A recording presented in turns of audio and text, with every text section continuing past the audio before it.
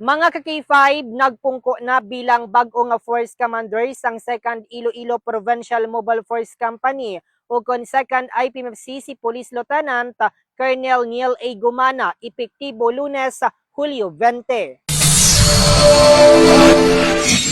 Ginbusla niya si Police Major John Salvador A. Bello nga nagtalos naman kay Police Lieutenant Brett G. Balopeños bilang Officer in Charge o kon OIC sang Sara Municipal Police Station, epektibo Miyerkules Hulyo 22. Ang superpower sa Mighty C, lakas tensya, matalinaw, Mighty C.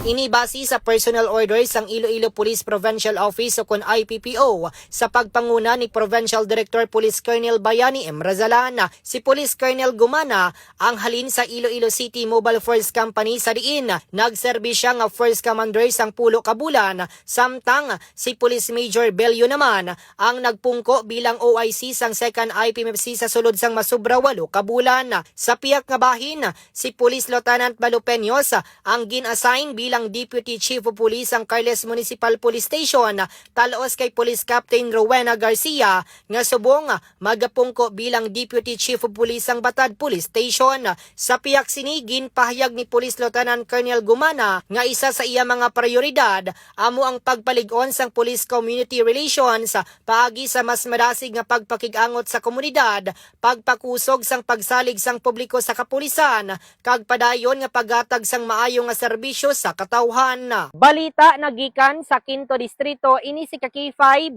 Reggie Plazuela de Mayo para sa kampiyon nga balita, serbisyo publiko kag galingawan sa 5th Distrito K5 News FM. Mas kinis kag mas healthy na ang skin ko. Salamat sa DTX Beauty Soap.